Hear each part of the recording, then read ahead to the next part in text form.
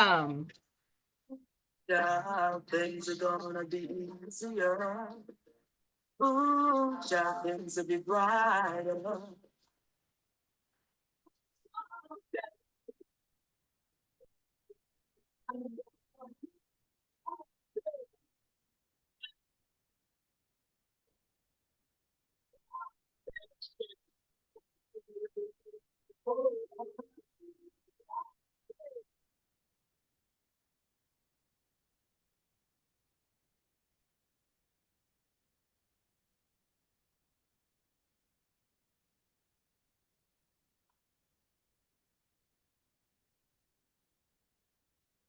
welcome.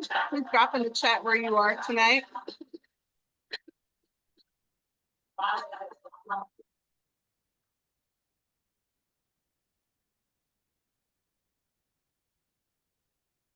Looks like we had a great song going, but it's not now. Thank you all for joining us. We're going to give it just a couple of minutes. Looks like people are joining us from all over the country, all the way from coast to coast already. Few comments on the cold, indeed. Dr. Foner and I are both on the East Coast, quite chilly. California, a little bit better, huh? Thank you all. So we had a good song playing, Ooh Child, Things Are Gonna Get Easier. I think that's pretty apropos for our times right now and some of the conversation that we will get into. Thanks for dropping in the chat where you are. I'll do the same. Maryland or Minnesota, I think you might win the battle on the cold, to be fair. All right, we'll give it just another second. People are starting to filter in, and we will begin.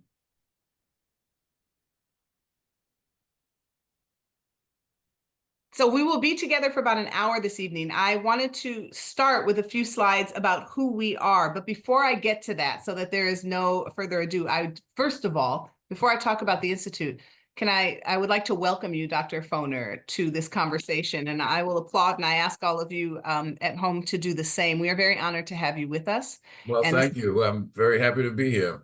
Wonderful. Thank you so much. We very much appreciate it and looking forward to this conversation. As we go through the conversation, please drop any questions that you have. We want this to be interactive into the chat. And Dr. Devin Geary and Jordan Schulte will feed those to me. I am Dr. Terry Ann Scott. I'm the director of the Institute for Common Power and a former associate professor of history and chair of the Department of History at Hood College. I used to teach at University of Washington, and now I am an adjunct teach occasionally at the University of Maryland. I'm also associate editor of the Journal of Sports History and on the staff for American Historical Association. Welcome to an event by the Institute for Common Power. What we're doing tonight is a vision conversation with Dr. Eric Foner. It is one of the events we do that we use to inspire, we use to catalyze people to action. The Institute for Common Power was started in 2022, and it is an educational 501c3 branch for Common Power. Common Power mobilizes volunteers for voters and helps to create voting justice across the nation. What we do at the Institute for Common Power is focus on historicizing our modern events, so that we can catalyze people to engage in the work of voting justice, to engage in the work of combating the assault on truth, to engage in the work of creating a just and inclusive democracy. And we do that through programming that includes courses, learning tours where we take people through Alabama, Georgia, Tennessee, Mississippi, support of educators that we do across the country, particularly right now in this current political and social environment, and these kinds of vision conversations with people like Dr. Eric Foner. So we are more than honored to have Dr. Eric Foner with us here this evening. His list of accomplishments are extensive, and so I'll be able to just hit a few here, and we tried to add more in the invite to this conversation today. Dr. Foner is a DeWitt Clinton Professor Emeritus of History at Columbia University. He served as president of the Organization of American Historians, American Historical Association, Society of American Historians. His books have won countless awards, and he has numerous books. He's received the Ansfield Wolf Award for Lifetime Achievement, an award for distinguished service from the Organization of American Historians. You will see him in multiple documentaries on national news outlets. He has done an incredible body of work. He has been doing this work for a number of years. If I recall, Dr. Foner, from our last conversation last year, when we were so honored to have you, you mentioned doing this work since you were a young teenager. and in a classroom to prove a teacher wrong who had suggested some incorrect information about Reconstruction.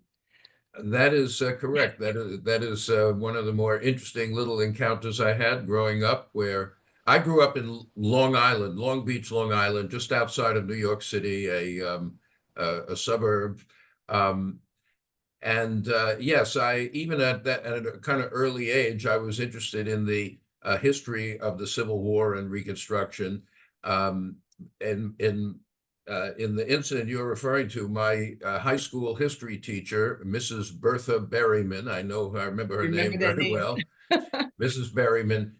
But she said along the way in one class that the Reconstruction Act of 1867, the law that gave the right to vote to African American men for the first time throughout the South, not yet the whole country, but Congress had basically enfranchised Black voters in the South. Anyway, her argument was this was the worst law in American history. This was the normal point of view at that time. I don't really blame Mrs. Berryman. The idea that Reconstruction was a terrible mistake, a period of misgovernment, corruption, etc. That was the standard point of view in textbooks, in high school classrooms, etc. Things have changed a lot. We can talk a little bit later about what's changed in our view of that period. But Mrs. Berryman announced Reconstruction was the worst law in American history. I raised my hand, and I was probably an annoying little student at that point. I raised my hand and I said, no, Mrs. Berryman, I think you're wrong. I don't think that was the worst law. I think the Alien and Sedition Acts were worse.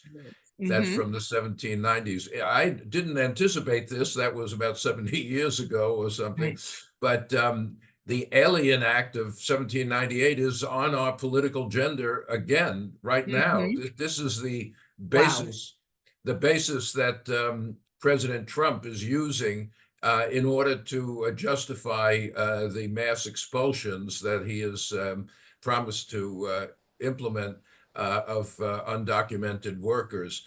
What's interesting, so anyway, Mrs. Berryman said, well, look here, Eric, if you don't like the way I'm teaching, you come in tomorrow and give a lesson on Reconstruction. And I did. I went home. Now, I was helped by my father, who was also a historian, I have to admit.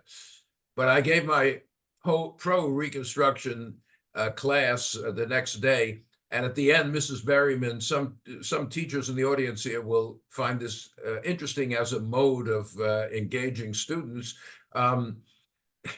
One of Mrs. Berryman said to the class, well, you've heard me and you've heard Eric. Let's have a vote on who's right. Wow. And, well, what happened was that one student, my best friend, Neil Kleinman, voted for that I was correct. All the other students voted that Mrs. Berryman was correct. Wow. I guess that's not surprising, really. Anyway, that was the story that Terry was alluding to. But I think the point really is that I've been very interested in history for many years, and particularly the Civil War Reconstruction era. And we seem to be living at the moment through another one of these eras of polarization, conflict, and unwillingness on the part of so many Americans to recognize all Americans as citizens, as people who deserve the basic rights of all in the United States.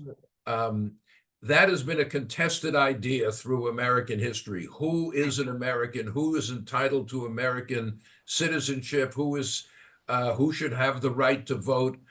We think of ourselves as a democracy, and we are in many ways. But on the other hand, we've always had people who are against democracy, who don't, who think too many people are voting, too many people are enjoying citizenship, and I think that's something to talk about down the road, because it's a part of our condition today. It is a number of things. I mean, that's what our organization was born from, was the idea, the very simple and yet contested idea that everybody should have the right to vote, that our common power should be our ability to vote. And so we really push for a John Lewis Voting Act. A few things from the story. Number one, good on your friend Neil for supporting you. The teacher clearly needed a different lesson in hegemonic relationships and the idea of power and submission with those students. And there are a number of educators on our call tonight. And so I'm sure that they were just floored by all the missteps of the teacher. If I remember correctly, and since you mentioned this, I wanted to bring this up, you used Du Bois's Black Reconstruction to create that argument. Well, yes, Du Bois actually was a friend of my parents, and I met Du Bois a couple of times when I was a teenager, and my family was visiting with him and his wife in Brooklyn, New York. But yes, my view of Reconstruction has been deeply shaped by Du Bois, by his great book, Black Reconstruction in America. Yeah. That's a book that, everybody should read. It's a long book. It's not easy, but it's basically laid the foundation for what most historians, including me today, what we think about the Civil War Reconstruction era. It's inspired by Du Bois's argument in Black Reconstruction that the real key to Reconstruction, and Terry was just mentioning this, is that it was a basic moment in the history of American democracy. That's what it was about, democracy. Does everybody in the United States have the right to vote, have the rights of citizenship? Should only a small group control what happens in the country?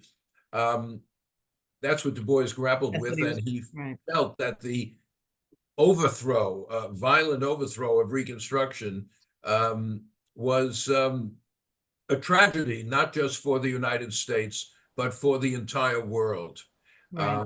And so I do certainly recommend that people take a look at Black Reconstruction in America when they have some time to do so.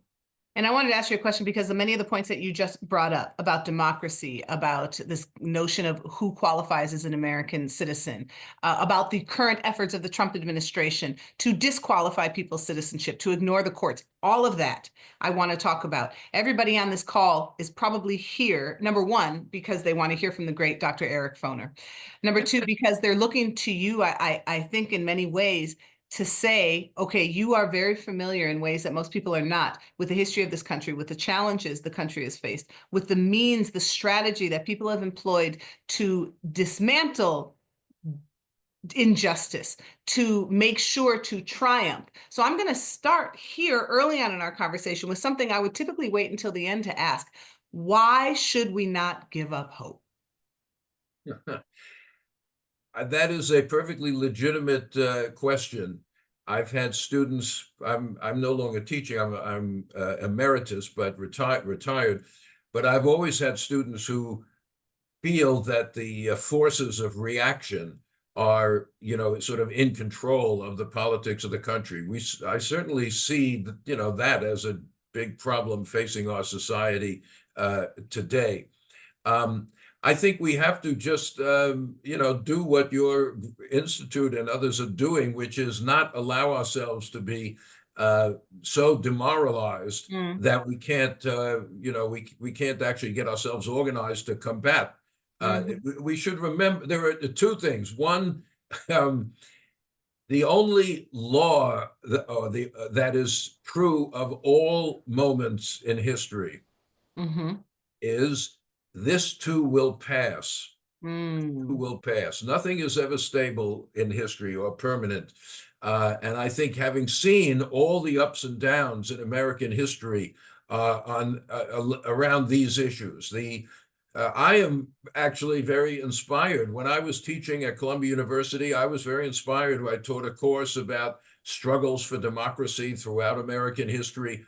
I think one can look back on people like Frederick Douglass, like Eugene V. Debs, like Elizabeth Cady Stanton, and other heroic figures like that who did not allow themselves to become just demoralized or depressed, who kept up the fight. I mean, Frederick Douglass was giving speeches about democracy and citizenship in the 1890s. Right.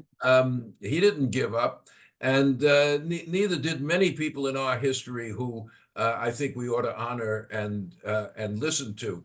Yeah. But I do think it's also important to come up with like a set of realistic goals. The And that requires cooperation among people of different backgrounds and people of different organizations that they represent or political positions, etc. There has to be a willingness to compromise Yeah. on the left, if we want to call it that, a willingness to go, put forward your point of view as effectively as you can, but don't expect to be, to have everybody follow in your path, in your footsteps, especially nowadays when the foundations of our Constitution are being, upended, and where for the first time in my life, the president goes around saying that he is not required to obey the law. He is not required to obey the constitutional limits on the presidency. Yep.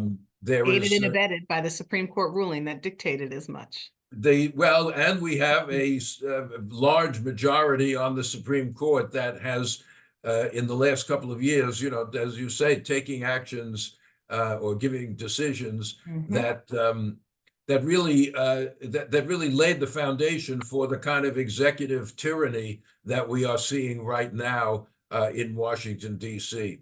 So understanding why what's happening under President Trump is unconstitutional and is unwarranted and is really a denial of the basic principles of American life, that's important too.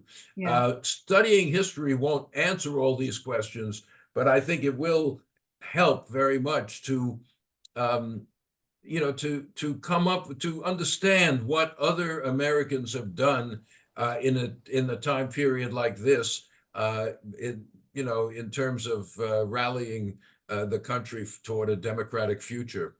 Absolutely. So my answer to what should we do, why shouldn't we give up hope? The answer is yes, we should not give up hope. Right. We should remain hopeful and continue to stick with our values.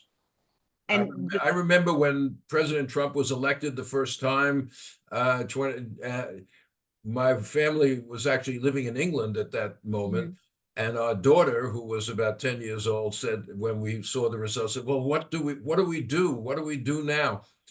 I said, well, the first thing we do is stick to our values. We don't allow ourselves to be pushed around. We don't allow ourselves to be intimidated by the powers that be. And once you can stick to your values, that's the first essential step. But I'm going to stop right there because I've been sort of rambling a little. Not at all. I'm sure I everybody. want to hear new good questions here. No, right? you're not rambling at all. It's wonderful. Okay. And you make an excellent point. I say this all the time, that history is like a self-help book. So when you're pointing to people who preceded us and the challenges that they faced and the successes, that is something that reminds us this too shall pass, and reminds us that we can look to them for some of their strategies, for their strength, for the notion that if they did that, we can do this. So with that in mind, and I think I might know your answer, but I don't want to presume this, what moment in American history would you point to that you think is most analogous to what we're facing right now? Or is it a singular moment? Are there multiple moments?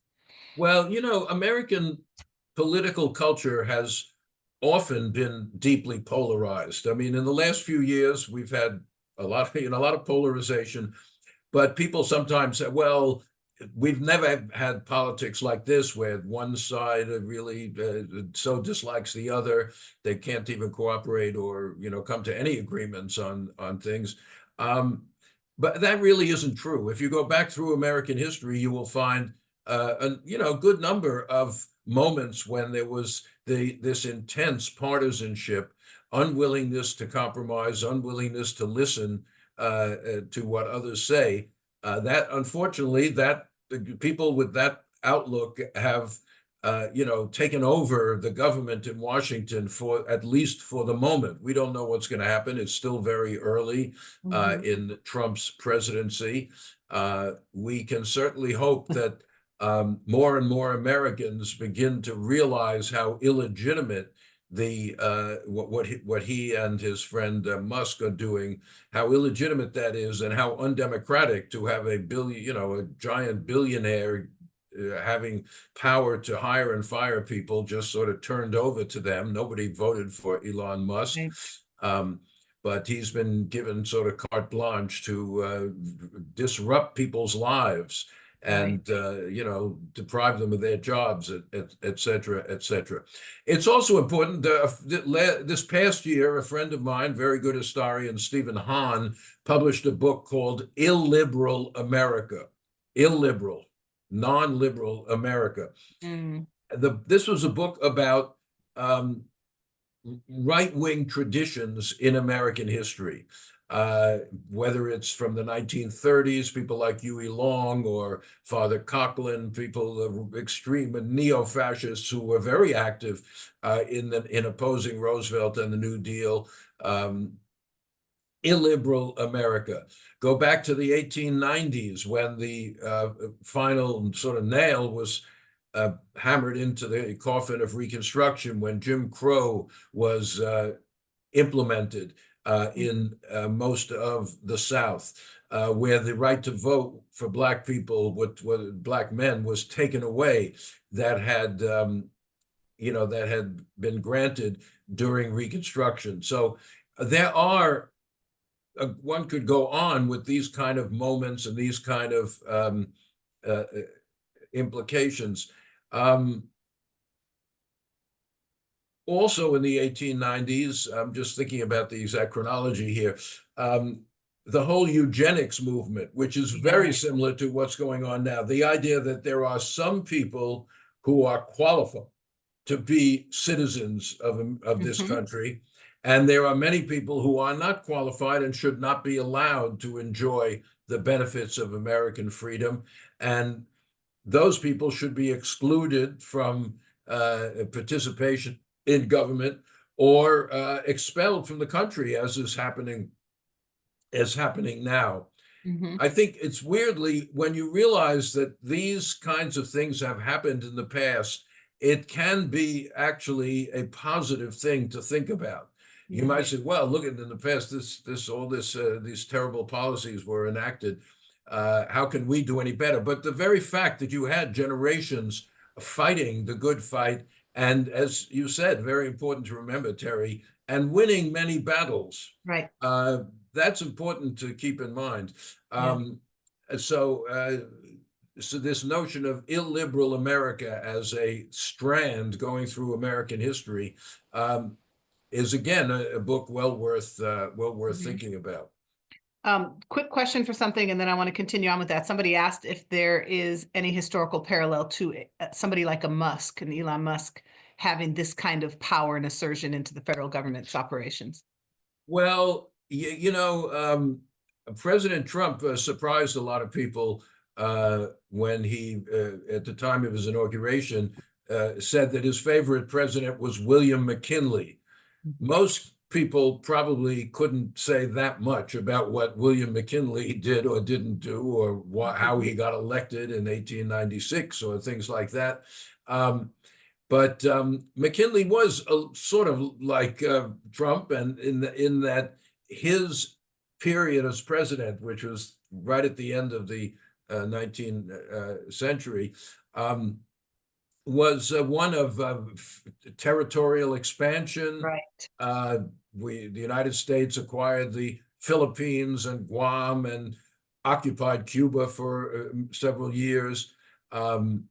It was a period, as I said, of deep anti-immigrant hostility, of people being barred. The Chinese Exclusion Act had been passed a little bit before, but this was a period where people from Asia were simply not allowed to enter the country. And a little bit of a parallel there with what's happening with undocumented undocumented immigrants. But I prefer to think about, and I find stimulating and indeed encouraging, the Reconstruction period itself. You might Yes. say, well, it was overthrown in the end, but it was attempted. I find it inspiring that hundreds of thousands, if not millions of people were willing to support the right to vote for African Americans, the large majority of them being recently slaves, and yet the country was willing to trust them with democratic participation. So, and the setting up schools in the South for both Right. Black and white children, Yeah. really the first time that Southern states established these systems of public education. And all sorts of institutions coming into existence, the Black colleges created during the 1880s and 90s. So, I think if you look at the overall picture, it's some achievement, some Yeah. overthrow. There seems to be a pattern in American history whereby, certainly since the earlier part of the 19th century, where advances for African Americans, advances advances in people's rights and produces a backlash, produces a strong backlash. And as Douglas said in the 1890s, he said, we are facing the fact that ideas and policies that we thought were firmly established are now being challenged and overthrown. Right. That is another lesson from history. You cannot take for granted the triumphs that have happened at various times, and the price of liberty, as the old saying goes, is eternal vigilance. Putting rights into the Constitution, which happened in Reconstruction, in a very important way, is putting rights into the Constitution does not guarantee that they are going to be enforced. Right. The Constitution is not self-enforcing. That's one of the things we're seeing now. It's very hard for those who are critical of the of what's going on in Washington. It's hard to exactly figure out how within our political system to try to reverse these actions. Where does a power exist in our society where these things can be actively combated? Not clear if you read the Constitution. There are, in high school, you learn the checks and balances. There are the division in power between the state governments and the federal government. But how exactly to implement that is something that we will have to really come to some conclusion on. But I am, even though we have such a conservative majority on the Supreme Court, I do believe that this court does not want to preside over the destruction of American democracy. At least I certainly hope that they don't want to preside over that. I hope so too. And I think a lot of people are going to hinge their hopes on that and are very happy to hear you say that this evening. I also love you talking about the successes of Reconstruction in that very Du Boisian kind of way, because there were so many, and including, as you mentioned, the cementing of particular rights into the Constitution, one of which, the 14th Amendment, is now under attack. So I'd love to talk about that in a moment. But first, something you said previous to that about the backlash. And so we see with those successes in Reconstruction and with the high level of institution building among African Americans, political power among African Americans, the end of Reconstruction ushered in the rise of Jim Crow, disenfranchising measures. It seems we are in a backlash right now. For instance, on Friday, a letter was issued from the Trump administration to institutions of higher education, and I'm not sure if you have seen this yet, but it'll come as no surprise if you haven't, that they are to cease and desist any DEI measures, any funding, any cultural centers, any dorms, any graduations, anything related to DEI, or face defunding from federal funds to these higher institutions. Yeah, I didn't. I've seen that policy. I didn't know about that particular document, but Mhm. to my mind, now I'm not a lawyer, I'm a historian, but to my mind, that should be blatantly unconstitutional. The First Amendment, freedom of Mhm. speech, that's right up there in the First Amendment to in the Bill of Rights. Mhm. And here the government is mandating what can and can't be said, what can and can't be taught. Mhm. And that's what one of the things the founding fathers were trying to avoid, the federal government becoming the censor, you might say, of people's political views, of people's religious views. The First Amendment is pretty explicit about that, and it will be very interesting to see how the courts respond. Now, on the other hand, as you know, Mhm. right after the administration issued uh, their statement of that. Wait, yeah, I'm just trying to think of what the statement that they were abrogating birthright citizenship, that they would not recognize as citizens children born in the United States whose parents are undocumented workers. Um, Mhm. Now there, the courts, several courts now have immediately overturned that and declared that the first section of the 14th Amendment establishes birthright citizenship. Anybody born in the United Right. States is automatically a citizen of the United States, with one or two very minor exceptions. Well, not so minor, because Native Americans at that point were not considered citizens of the United States. They Unbelievable. actually were considered citizens of their tribal sovereignty, the Mhm. Cherokee Nation, the Choctaw Nation.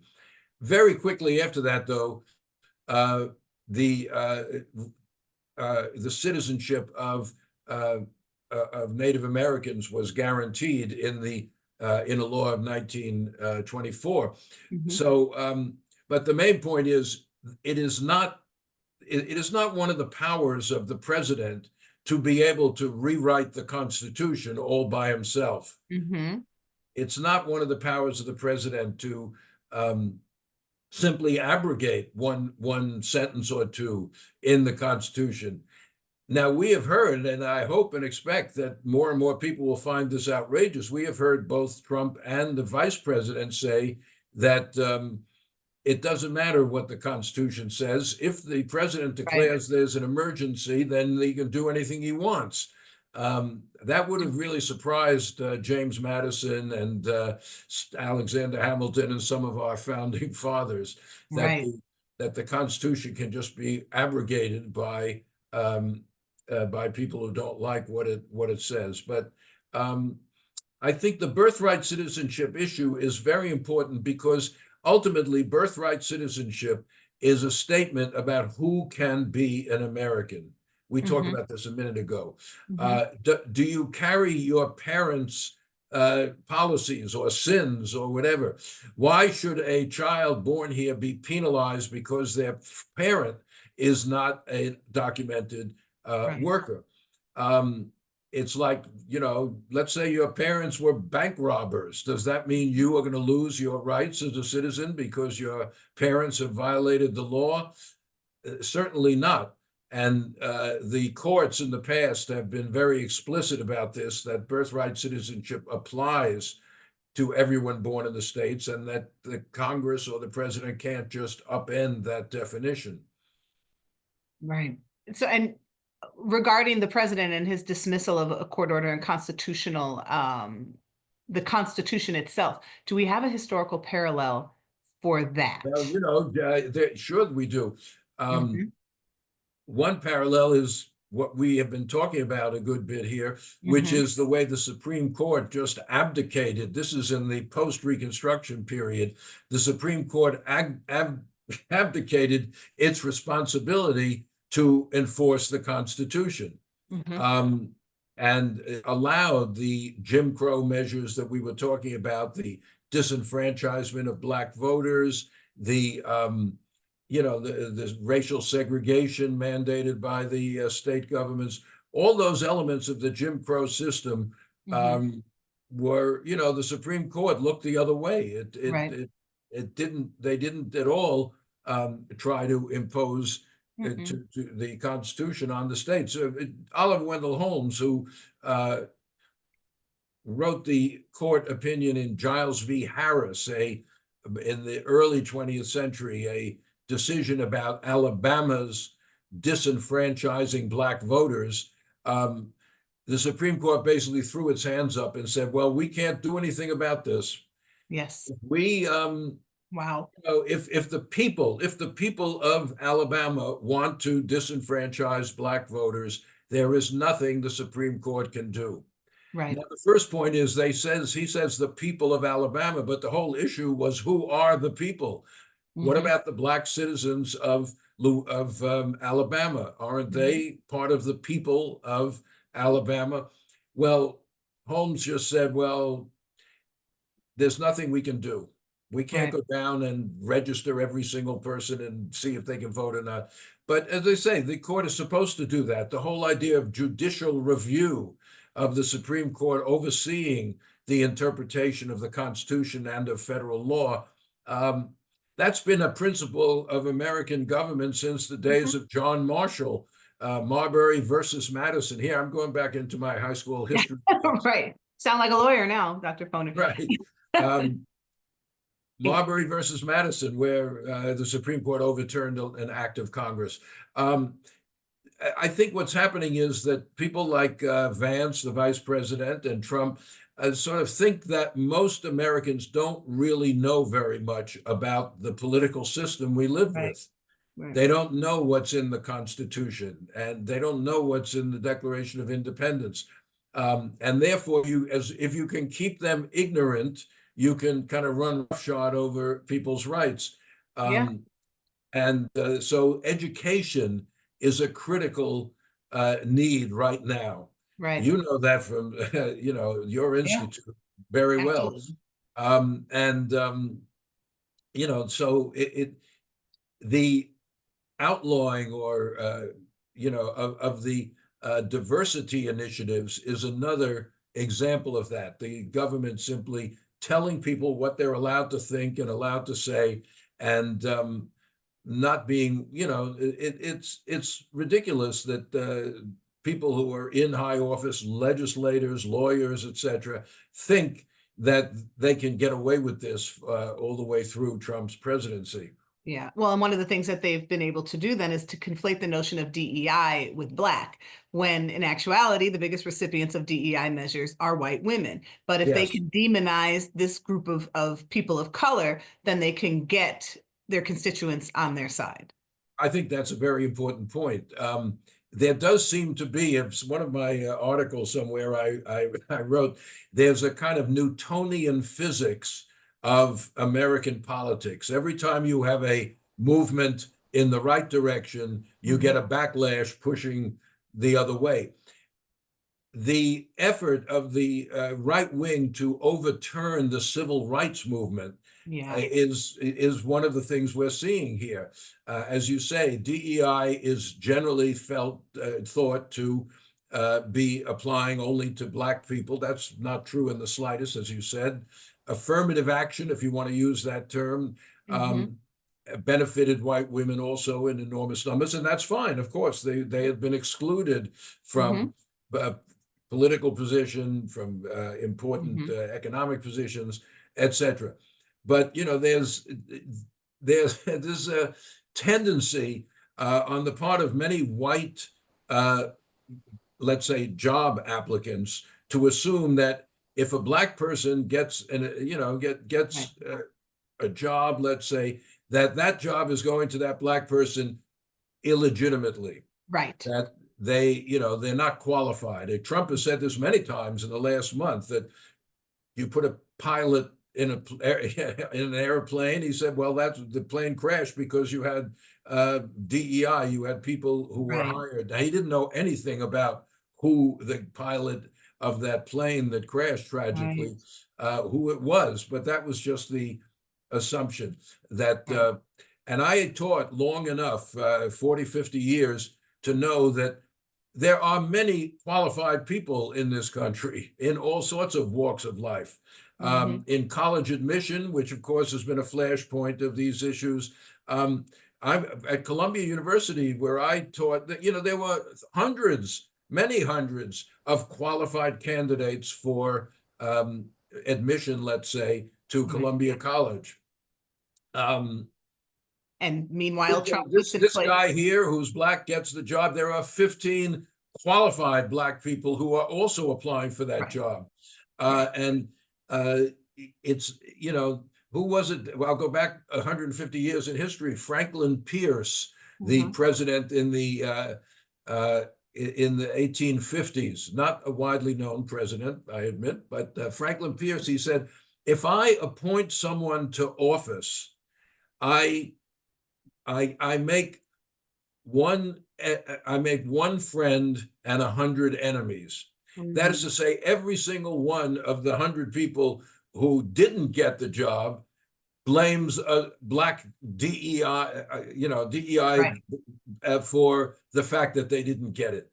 Right. If that person had not gotten the job, he wouldn't be getting the next time around. He wouldn't be getting the job anyway, because there were so many qualified people. One thing I have seen in teaching is that there are plenty of very qualified young people in this country, and where the idea that DEI is just filling our employment positions with unqualified people is just not true at all. And but as you say, it builds upon racism, which of course itself has a long history in the United States, going way back Right. before the Civil War, of course. It builds on racism. Racism is like a flaw in the DNA of the United States. What I mean to say is, it always seems to be there in some form. Yeah. Maybe you say not always, but most of the time. And the enthusiastic response of white Americans to Trump's, attack on diversity initiatives is an example of how the staying power of the staying power of white racism in this country. That doesn't mean every single person is a racist. That doesn't mean that every single person has to be hired in some DEI way, but it certainly is the suggestion that underneath this is the attitude that black people are not really truly American. Right. How many we've had, I don't know how many, 47, something like that, presidents. How many of them have had to produce their birth certificate Exactly. to prove that they were American? Only Yeah. one that I know of. One. Right. Right. But that's, again, the same thing. It was Trump who initiated that movement to say that Obama was not really an American citizen. That idea is lurking out there, that black people are not really American. Right. And it's a very pernicious idea, of course, and that's one of the things that has to be combated.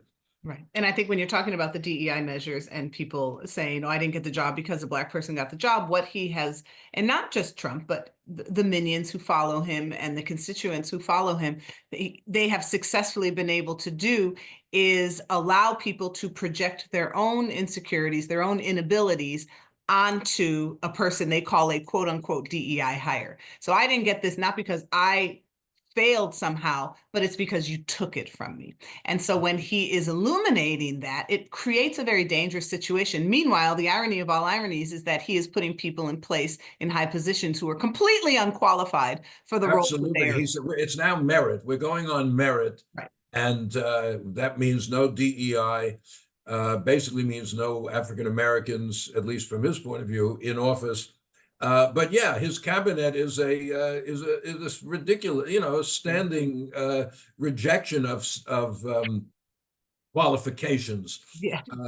One doesn't even need, this has all been in the press in the last month, but the people who've been appointed to office are utterly unqualified in many cases. Speaking of So, president, oh, go ahead, sorry. no, go ahead. Yeah. With presidential leadership. So one of the programs that we do in the Institute for Common Power is a Truth and Purpose Learning Tour. And we give K through 12 educators across the country and some college educators as well full scholarships so that we can somehow do our part to combat the assault on truth. And we take them through journeys of history, through journeys of self in Alabama, Georgia. And so a number of them are on the call. And one of them wants to ask you a question. His name is Ivory L. Kennedy Jr., and he teaches at The Ohio State University, and he has a question related to presidential leadership. Okay. All right. Thanks, Dr. Scott. And thank you, Dr. Foner. Actually, two of my students are on the call, so this is super important. Given the party realignment and societal tensions that preceded the Civil War, particularly the role of racism and the collapse of the political compromise that you spoke about earlier, how do you see parallels in how presidential leadership responded then and the challenges that we face today in navigating that division, and how we might maintain or educate on how to maintain those democratic principles that got us that far? Well, yeah, thank you for the question. It's a pretty important one nowadays, no question about that. Presidential leadership is really absolutely essential for a democratic society, especially a large one like we have, where there are so many different groups of people and different, different aspirations among the populace. Presidential leadership is necessary to sort of make people cognizant of what others are suffering, what others are demanding, what others are saying. Having an election once every 4 years is not sufficient. It's not in terms of judging what people's attitudes are in the country. Presidential leadership, I think we historians sometimes play a weird game of ranking the presidents. Who was the greatest president? Who was lousy? No, who was the worst president? Lincoln always comes out on top, and there are many others, of course, 45 or 6 of them. But the ones who came before Lincoln are generally considered the weakest presidents. James Buchanan, Millard Fillmore, Franklin Pierce. These are not household names, but they were presidents of the United States. And they're generally considered to be failures. And to the extent that some sort of solution to the slavery controversy was needed and possible, then the Civil War is a colossal failure of presidential leadership. And but on the other hand, there are those who say, no, there was no way out of this box. There was no way that we were going to solve, so to speak, politically, the question of slavery. It was too deeply embedded in American life, and there wasn't a clear path forward in dealing with slavery. Even Lincoln himself, a very shrewd politician, said in one letter before the Civil War, "I do not see any solution to the problem of slavery, any peaceful solution." Mm-hmm. There may be a war, and of course there ended up being a war, but Lincoln said, I can't see a peaceful solution. So maybe the problem of presidential leadership right before the Civil War is that the issue was not compromisable, that there was no solution sitting there. By the way, Trump has also said, he refers to history now and then, although he actually knows nothing about this history, but he does refer to it. So he would say, well, why didn't they just compromise the issue of slavery? That is a lot easier said than done. And unfortunately, I don't relish the thought of hundreds of thousands of people being killed, as happened in the Civil War. But the end of slavery, it's hard to see the end of slavery coming without some sort of violent solution. Right. Thank you, Ivory, so much for joining us. And Dr. Foner for that answer. We actually have another question from one of our, we call them Institute Educator Ambassadors, Randy Litzenberg, who's a teacher in Seattle, Washington. What forces today have prevented constitutional and civil rights reforms, such as those we saw in the Reconstruction period and the 1960s? The situations today that have blocked these reforms, is that what you're referring? Yes. What forces have prevented such reforms today? Well, you know, some of the attitudes that we have been discussing are definitely a barrier to greater equality, greater justice.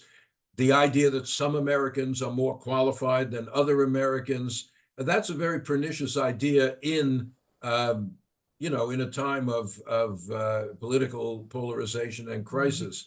As you said, it's very easy to blame someone else for problems that you face. Sometimes people do create problems for themselves, but the kinds of educational activities that your group is promoting are very important in counteracting that. It's very important that that teachers at all levels, whether it's college, high school, etc., get exposure to new ideas, which the government now is trying, as we know, to suppress. So I think, you know, lack of knowledge of history is actually one of those barriers, in my opinion, to you know, to forward progress. Yes. Remember, at the end of the Civil War, Thomas Wentworth Higginson, a white abolitionist from Massachusetts, in his diary wrote something to the effect that revolutions may go backward, he said. The Civil War and Reconstruction were a revolution in that they revamped the whole structure of the political system. Revolutions, though, as he said, may go backward, and there's always going to be a strand of thought and action that doesn't like the progress made and wants to rescind the progress and will mobilize in order to try to achieve that. Which is why freedom has to be a verb, and we have to continuously work towards Right, it. exactly. Yeah. I cannot believe how quickly the time has gone. We have a few more minutes left, but I wanted to be able to come to a close in some ways the way that we started early on and have you leave us with something. I asked you, why should we not lose hope? And I think you've pointed to a number of reasons and issues we faced in our past that have demonstrated that we were able to attack those systems and create change. And so as people are moving forward and they move into tomorrow and they pick up their phone and they see some other executive order or some other challenge and begin to lose that hope, is there one or two or three things that you can say to everyone here that as they go forward that they should do, that they should think about, so that they can help to create this better democracy and work toward? I think it would, yeah. I mean, I think it would be very beneficial nowadays for people to familiarize themselves with our constitutional system. In normal times and divisive times, that may not be totally necessary, but I think it's important for people to, when they see these executive orders, they see these attempts to abrogate parts of the Constitution. I think, as I say, I'm an educator. Many people here are educators tonight. I think it's important that we educate people why is birthright citizenship in the Constitution for the first time? Why are there limits to what the president can do that are not being trampled on? To understand why this system was created. It obviously isn't perfect. There are problems with our constitutional system. The provision that every state get 2 senators is way out of date nowadays and helps to skew the political system all the way to the right.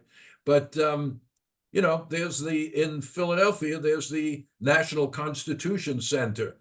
I actually attended a conference there a couple of days ago, and same thing. They had this was not for teachers as much for federal judges who were learning about Reconstruction and the Constitution. And I think that's one thing we have to continue to do, is to the process of education needs to be continued so that people can see in what ways we are, on a path away from constitutional democracy.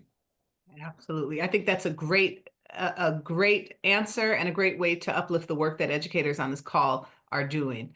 One of these days, Dr. Foner, I want to have a longer conversation with you about what it was like to have dinner with Dr. Du Bois.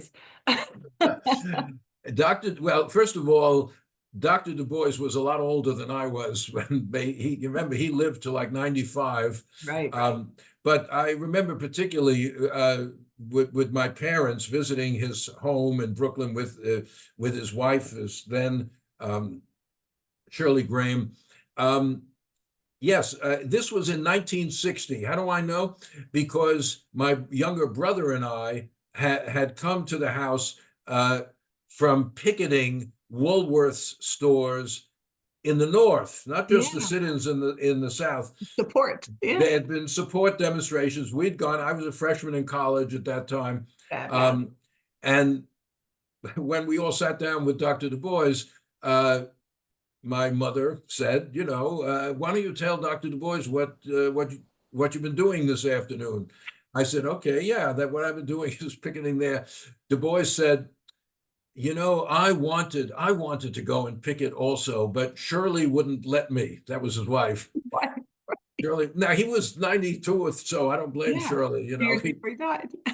Right, but just having someone there like Du Bois who represents the best of what this society has produced was itself a very inspiring moment.